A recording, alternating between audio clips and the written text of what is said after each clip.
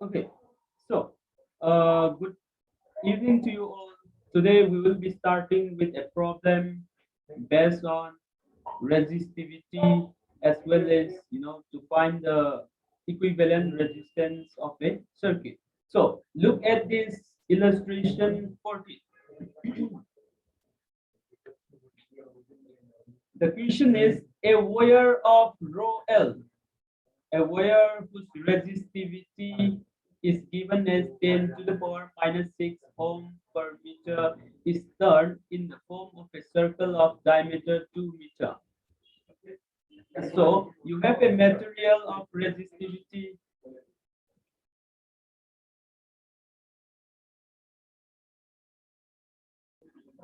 So you have a material, you have a wire which is of resistivity 10 to the power minus 6 ohms per meter, and you have and it has been made in the form of a circle of diameter 2 meter. So if you look at this, the diameter of the circle from this point to this point is 2 meter. A piece of same material is connected as a diameter AB. So another same material, another wire whose length is same as the length of the diameter has been connected like this across the diameter. And what they are asking us to find the resistance, to find the equivalent resistance between the 2 points A and B. We know that resistance per unit length is given. If resistance per unit length is given, then we can find the resistance of any length simply by multiplying resistance per unit length by its length.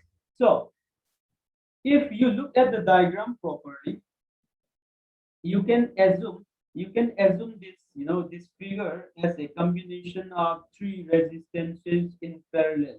We can consider the upper semicircular half like this. You can consider this part as one part of resistance. Another one is the length across the diameter AB.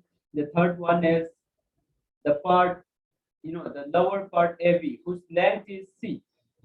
We know that circumference of a circle is twice pi r. Then the length of this half or the semicircle will be twice pi r divided by 2.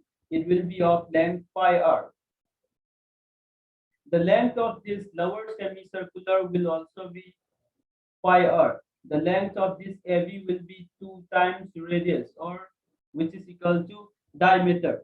So we can say the value of resistance for upper half and lower half will be same, and the value of resistance for this diameter will be 2r, 2 times radius, or diameter multiplied by resistance per unit length. So we can say the system consists of three resistors in parallel.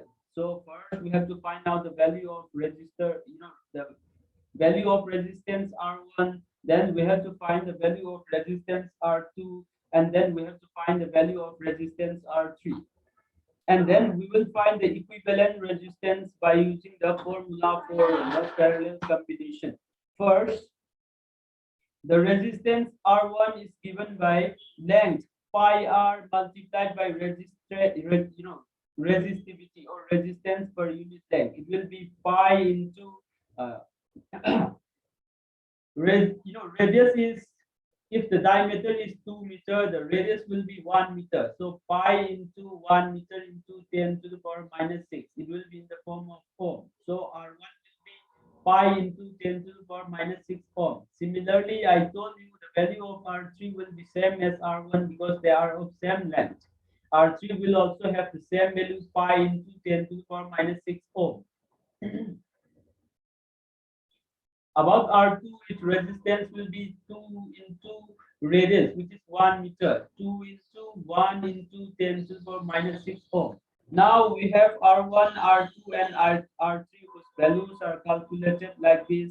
Then we can find out the equivalent resistance across RB, AB as the parallel combination of resistance R1, R2 and R3. So by applying the formula, equivalent resistance for parallel combination 1 by R equivalent equals to 1 by R1 plus 1 by R2 plus 1 by R3.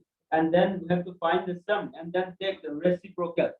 By taking that, we find the resistance to be the equivalent resistance across AB to be 0.88 into 10 to the power minus 6 ohm. So this question is an application of combination of resistance, as well as you need to remember the concept of resistivity or resistance per unit length. Okay, and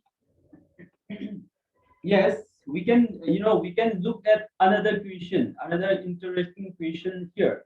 So the question is given for the electric circuit shown here. They have given an electric circuit where 10 ohm, a battery of 10 volt is connected like this. There is another voltage source of 12 volts and three resistors, 2 ohm, 4 ohm, and 8 ohm. They are also connected like this. Then we have to write the Kirchhoff's circuital law. We have to write the Kirchhoff's circuital law, Kirchhoff's second law. So to write Kirchhoff's law, we can redraw the circuit like this. See, the current will be coming out of positive direction, so this we can show the current through this resistance as I1. Then there will be this source is of higher voltage, so we can this current I1 will flow like this. Then we can say part of the current I2 flows along this, and there is part of current I3 flowing along this. So we can apply the Kirchhoff's current law or something like we can say that the current I1 is divided into I2 plus I3. I1 will be equal to I2 plus I3, and we can write the equation like this. The first equation for the current I1, the sum of current across any junction is 0. If you consider this junction, the incoming current is I1, the outgoing currents are I3 and I2. So I1 minus I2 plus I1 minus I2 minus I3 will be equal to 0. Or in other words, we can write I1 equal to I2 plus I3. Then we can also write 2 times if we consider the Kirchhoff's voltage law. If we consider Kirchhoff's voltage law, we have to consider this direction of current. Then what we can say, voltage drop across 2 ohm is 2 times I1. Direction of current is like this. Voltage drop across 4 ohm resistance will be the current flowing through 4 ohm is I3. So it will be 4 times I3.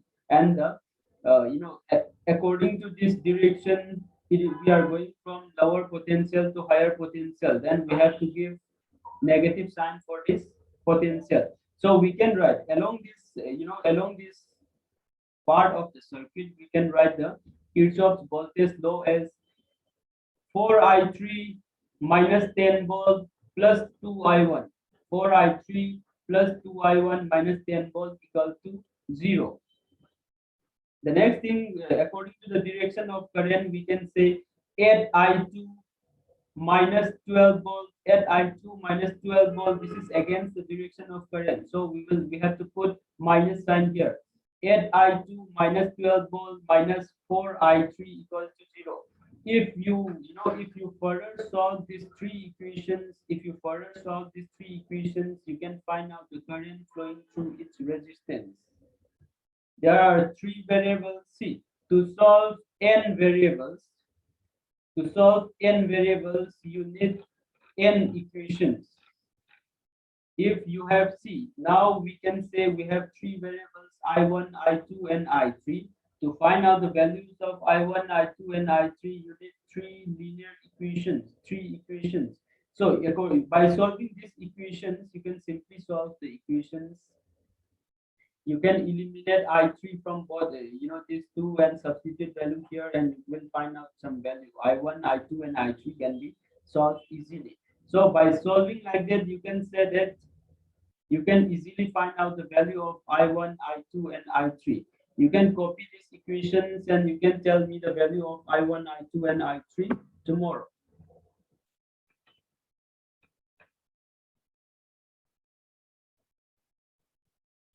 Does anyone have any doubt till now?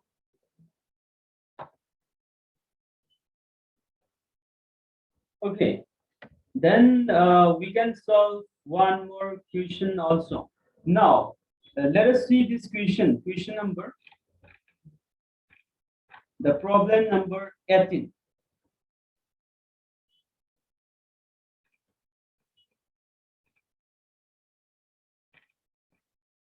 So, the problem states that a potential divider, that means see, the circuit is called potential divider. A potential divider is used to give outputs 2 volt and 3 volt from a 5 volt source. So basically, you can just connect it like this. You can just connect it. This is 5 volt. This is plus side of the battery. This is minus side of the battery. You can just think it of. Uh,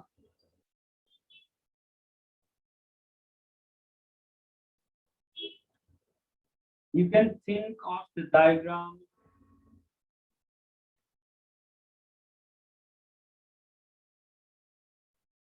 You can think of the diagram as something like this.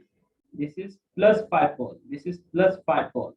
Okay, this is plus 5, this is 0. So you can just consider if the diagram is like this, even though they have given, or they have made it look very complex. So the potential divider is used to give outputs 2 volts and 3 volts from a 5 volt source. The only source here is 2 volts, and these are the outputs. These are the outputs when they measure across these resistors. Across these two resistors, they found a voltage 3 volts. So the potential difference between this resistor and the ground is 3 volts. The potential difference between ground, this resistor across this 2 point is 2 volt, across this 2 point is 3 volt. That means we can say potential difference between this point and this point is only 1 volt. You don't need to, you don't need to confuse with the diagram. The diagram is simply 3 volt across this resistor. That means the potential difference between this point and this point, which is ground, which is at 0 potential, is 3 volt. So this is 3 volt.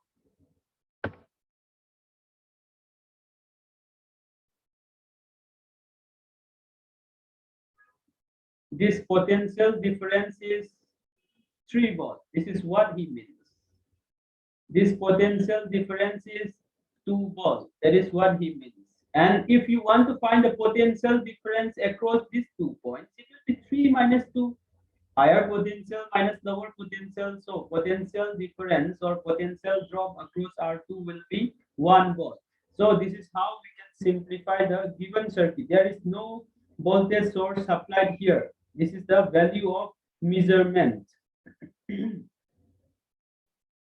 So once the circuit has been simplified, what they are asking, which combination of resistance R1, R2, and R3 gives the correct voltages? So what they are asking is, the circuit is connected like this, and the voltage across R2 and ground is 3 volts. Voltage across R3 and ground, voltage drop across R3 is 2 volts. Then what will be the value of resistance? The voltage drops are given. We have to find the value of resistance. How will we approach this problem? We know that these resistors R1, R2, R3 are connected in series.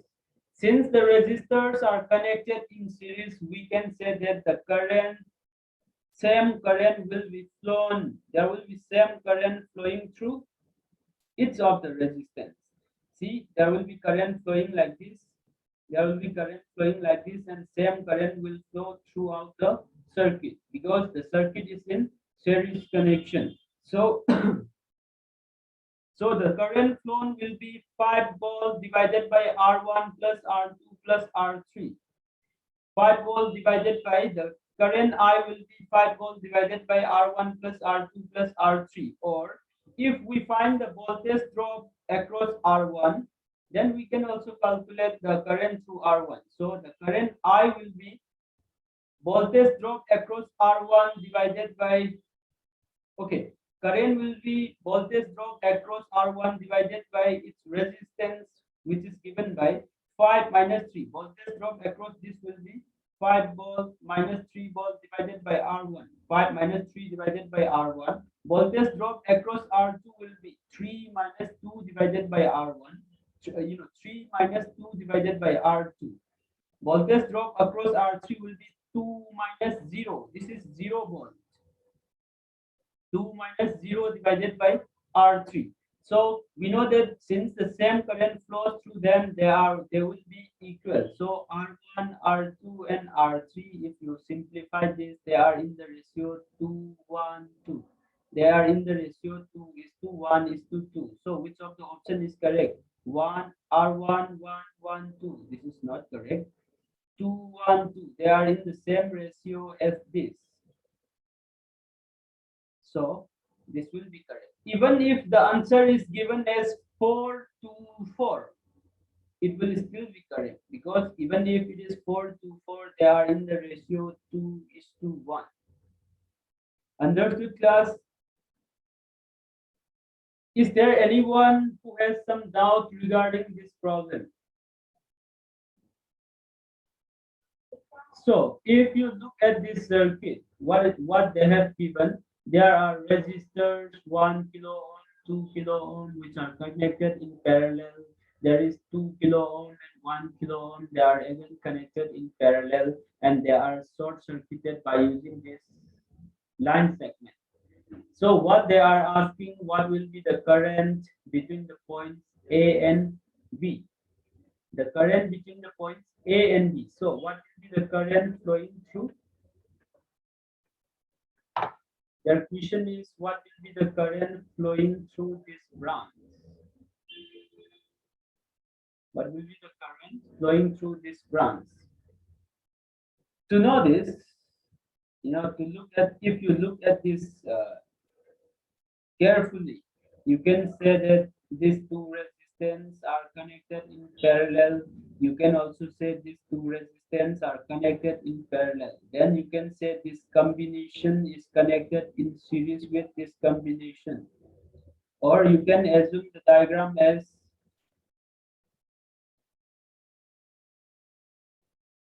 you can simply assume the diagram as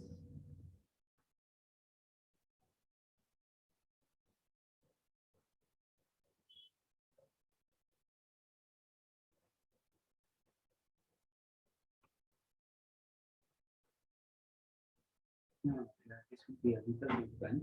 It cannot be connected like this. So, yeah, if if you look at this diagram, you can say that A and B are short circuited. A and B are connected. So you can say this 1 ohm resistance and this 2 ohm resistance, they are connected in parallel. Again, you can say these two resistors are connected in parallel, and you can say that this combination is in series with this combination. So because the current, incoming current and outgoing current are same. So if you want to find out effective resistance, it will be these two are in parallel. So for this side, it will be 1 divided by 1 plus 1 divided by 2. It will be equal to 1 divided by RA or R1. Let us consider this part is represented by R1. From this, what you get? 1 divided by 1, it will be equal to 1 plus 0.5. 1 plus 0.5, if you find the reciprocal again, because you have to, this is equal to 1 by R1. If you find the reciprocal again, you will get its value as 2 divided by 3. Similarly, equivalent resistance of this part of the circuit will also be given by 2 divided by 3. Now, if we can consider these two parts, this part and this, the another part to be in series, you can say that the net resistance will be 2 by 3 plus 2 by 3. It will be given by 4 divided by 3. The equivalent resistance of this whole circuit is 4 divided by 3. Once we know the equivalent resistance, we can find out the current, total current passing through the whole circuit. We can find out the current passing through like this, or current coming at this point. It will be given by the voltage, total voltage supply divided by equivalent resistance. By using this, we found out that the voltage, the total current is 24 milliampere. It is 24 milliampere, and we know that in the last class I have also discussed that if two resistors are connected in parallel, if two resistors R1 and R2 are connected in parallel, current through them are inversely proportional to their resistors. If you remember that current through a if resistors are connected in parallel, current through a resistors is inversely proportional to the value of resistance, and I show you this relation also. Understood? So according to this relation, I1 divided by I2 equal to R2 divided by R1. So I1 divided by I2 will be in the ratio R2 is 2 ohm, R1 is 1 ohm. So it will be in the ratio 2 is to 1. By using this, I1 will be given by what? 2 divided by 3. 2 part out of the total will be I1. So from this we can say I1 is equal to 16 milliampere. Then I2 will have the value 8 milliampere. So if we consider this as I1, this will be 1 ohm. So if you look at this, more the resistance, lower is the current. More 2 ohm is higher resistance, so current is lower. You can see from here. And I1 is, the R1 is lower value of resistance, 1 kilo ohm. That means higher is the current. And if I1 is flowing through this, I2 is flowing through this, less current will, the currents will be reversed in this part also. So lower current I2 will flow here, higher current I1 will flow here. So you can find out the current through current through the short circuit AV, through the wire AV as I1 minus I2. Look at this diagram carefully. Total current IT, total current IT is the current drawn from the voltage source. Out of this, higher value of current I1 pass through smaller resistance, lower value of current I2 pass through higher resistance. And in this other part, the current will be exchanged higher value. This is higher value of resistance, so lower current will flow, and here higher current will flow. So some current has to come through this part. The current direction of current will be like this. Out of I1, some current will flow like this, some part will be coming like this. And at this junction, I2 and the part of current coming here, they will combine together and it will flow through here. And again, I1 and this I2, they will combine here to give IT here. So the current through the circuit, or current between the wire AB will be given by I1 minus I2. I1 is the bigger value, so you get 8 ampere as the current flowing through this wire A and B.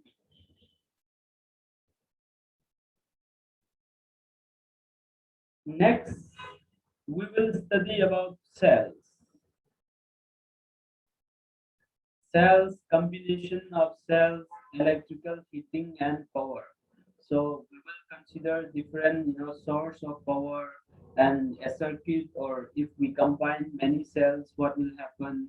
And if current is passed through a conductor or a resistor for some time, there will be heating producing the current and power. we will also find out the power in different cases. So to start with electromotive force, which is also known as EMF of a cell.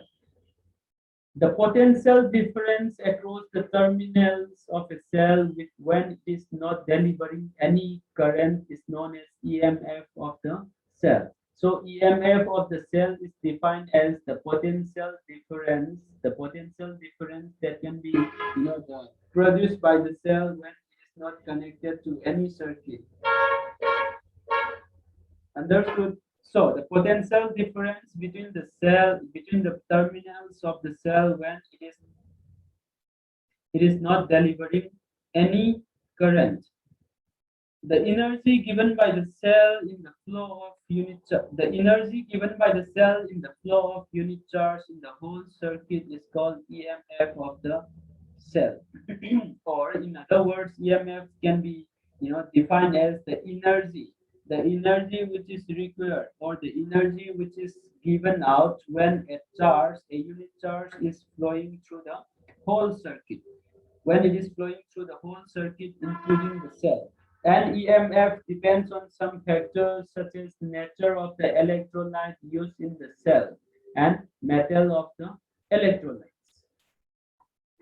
So note this down. The factors on which EMF depends is nature of the electrolyte used in the cell.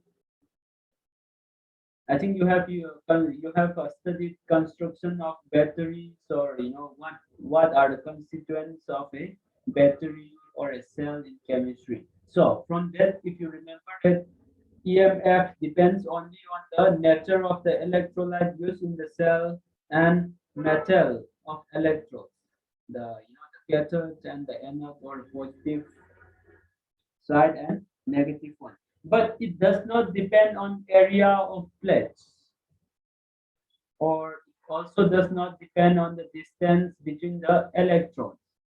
Besides, it also does not depend on quantity of electrons or size of the cell. So the effective way to change the EMF is change the electrolyte. You have to consider what kind of electrolyte you are going to use. You have to consider which metals are going to be used for the electrodes. The next concept is internal resistance offered by a cell. The resistance offered by the electrolyte of the cell when an electric current flows through it is known as internal resistance. So even inside the electrodes, when the charges are, even inside the cell, when the charges are flowing between the electrodes, there will always be some resistance experienced by the charges which are flowing. So that resistance, or that opposition which is felt by the charges which are flowing inside the cell, that is expressed as internal resistance. So resistance offered by the electrolyte of the cell when electric current flows through it is known as internal resistance. And we saw the internal resistance by small r, and it is connected like this. If a cell has no internal resistance, you're just going to show it without this part.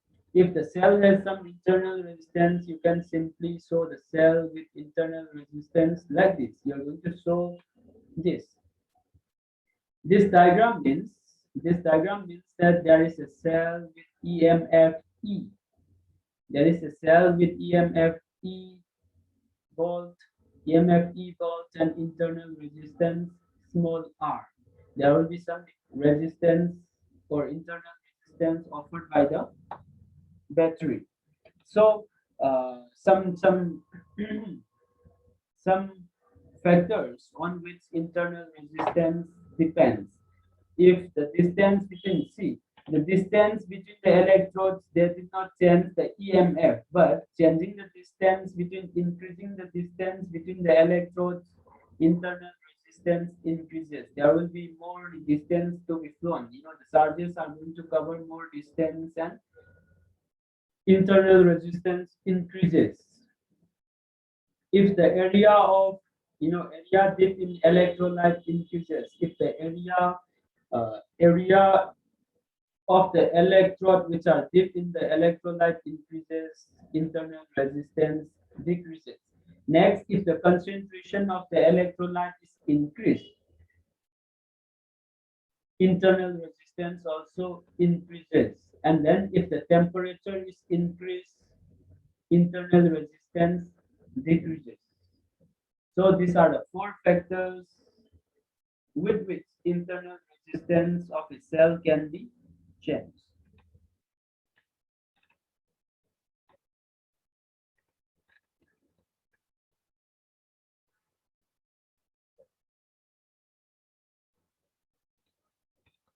The next concept is terminal potential difference.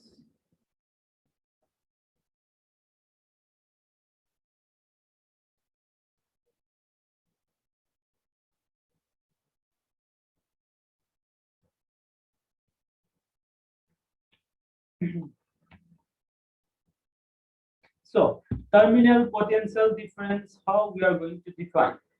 When current is drawn through a cell or current is supplied to it, then the potential difference across its terminal is known as terminal voltage. As we define EMF of a cell, we define as the potential difference between the terminals of a cell when the cell is not in use. There is no current drawn from the cell. So that was the definition of EMF. If the cell is in use, if the cell is in use or there is some current drawn from the cell or the cell is in use, then the potential difference across the ends of the cell will be known as terminal voltage. When current I is drawn from the cell, then its terminal voltage V is less than its EMF. When the cell is actually in use and there is some current flowing through the circuit, then the voltage, the terminal voltage is normally less than EMF. So we can always say EMF is the maximum possible voltage which can be supplied by the cell, or terminal voltage will always be less than or equal to EMF. So let us say the current I is flowing through the circuit, then there will be out of this terminal voltage E, some voltage will be dropped across this internal resistance and it will be IR. So the terminal voltage, the voltage drop across the battery will be V equal to, or the voltage which is available for the circuit will be less than EMF, and it will be equal to V, it will be defined by V, which is equal to EMF minus voltage drop, or the voltage drop in the cell due to internal resistance. Thus, terminal voltage is given by V equal to E minus IR.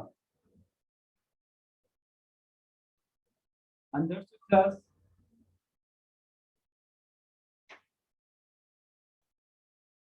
Okay, so yeah, we will study up to this for today, and we will continue it in the next class. We will continue with the different ways how terminal voltage is calculated in different purpose, in different conditions, and you can ask me questions if you have any doubt.